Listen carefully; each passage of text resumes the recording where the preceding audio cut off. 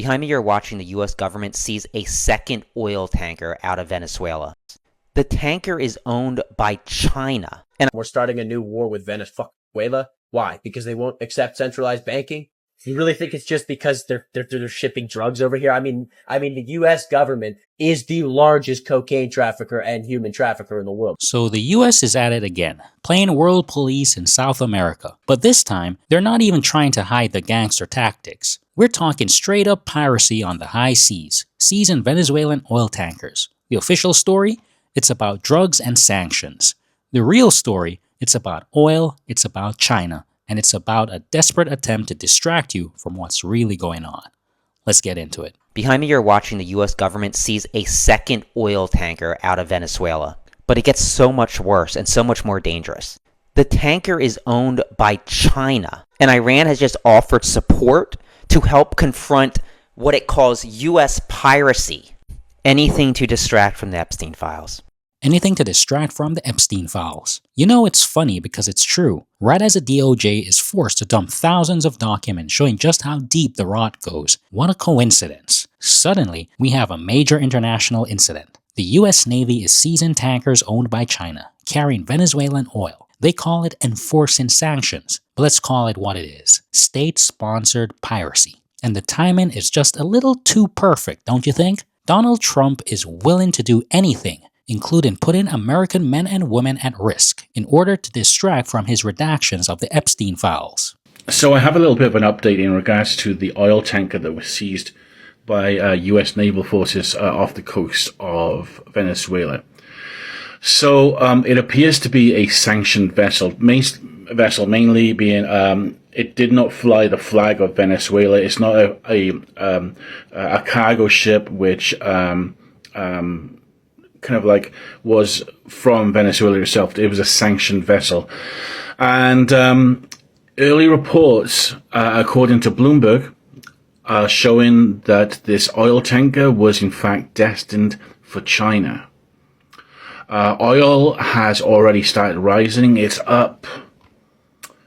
already gone up 25 cents a barrel right now, 24 cents, 25 cents. So this is a major escalation by the United States against Venezuela. It'll make it harder for Venezuela to export oil under sanctioned vessels. In a different report, at the same time, not related to the cargo vessel, U.S. fighter jets are buzzing the coast of Venezuelan airspace, and it would appear as I'm speaking right now. So, folks, developing story. I promised I would get more information to you. So, it would appear that the cargo vessel that Navy has seized was destined for China. My name is Nick. China under a sanctioned vessel. My name is Nick. Let me know what you think about this in the comments.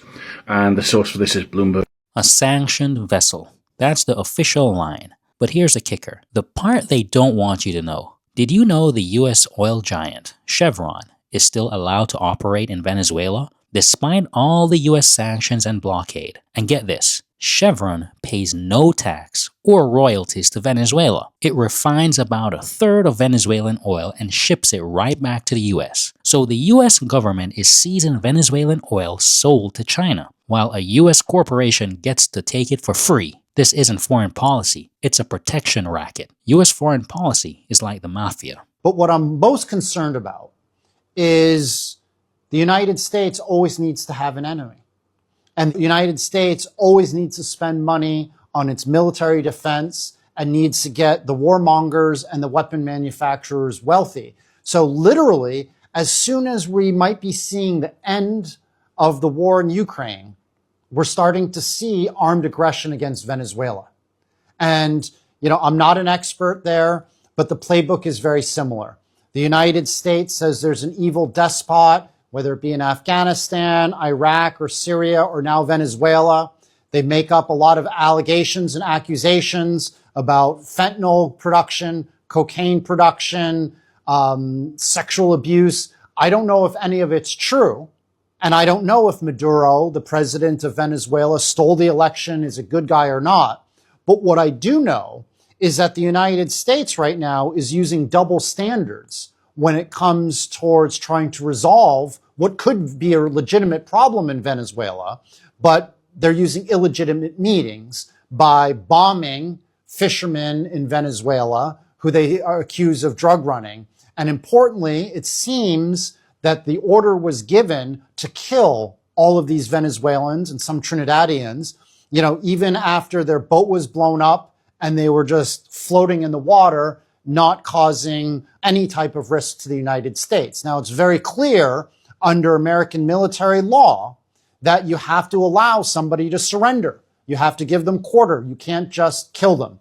He's right. It's the same old playbook. Demonize a leader, invent a pretext, and then move in. They say it's about drugs, but where's the evidence? They've bombed dozens of boats, killing over 100 people. Fishermen, not drug lords. Human Rights Watch has called these strikes extrajudicial killings. They even kill survivors in the water, a blatant war crime.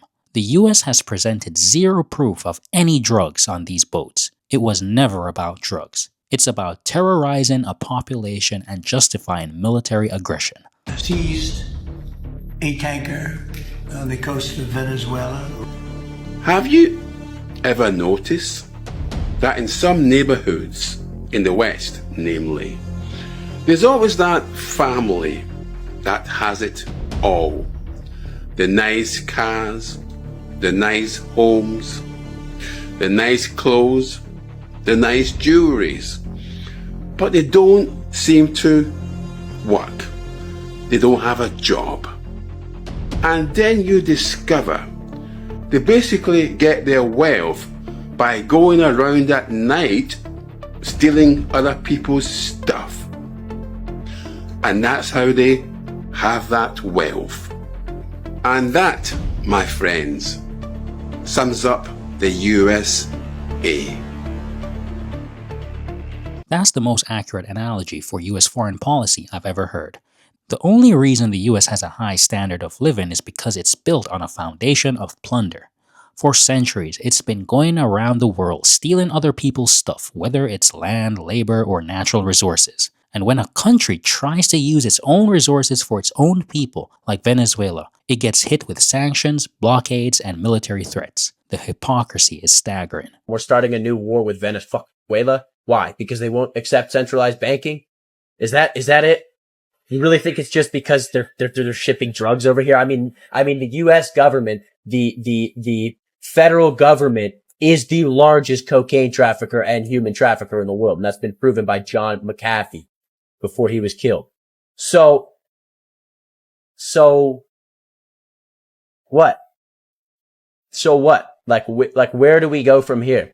It was never about drugs. So what is it about? It's about China. China is Venezuela's biggest oil customer and has provided over $60 billion in loans and investment. The US can't stand that. They're trying to cut off China's access to a crucial energy source and disrupt its growing influence in South America. The whole charade is just one more move in the new Cold War the US is trying to start with China. And as always, it's the people of a sovereign nation who pays the price. So there you have it. Piracy on the high seas, war crimes against fishermen, and a gangster-level protection racket for a US oil company, all under the guise of fighting a drug war. It's a desperate, hypocritical move to maintain dominance and disrupt a rising global power. Don't let them distract you with manufactured crises. The real story is always about money and power. What do you think? Is this just business as usual for the US, or have they finally gone too far? Let me know in the comments below. And if you want to see more content that cuts through the mainstream media's narrative, make sure to like this video, subscribe to the channel, and hit the notification bell so you never miss an update. Thanks for watching. Until next time, bye.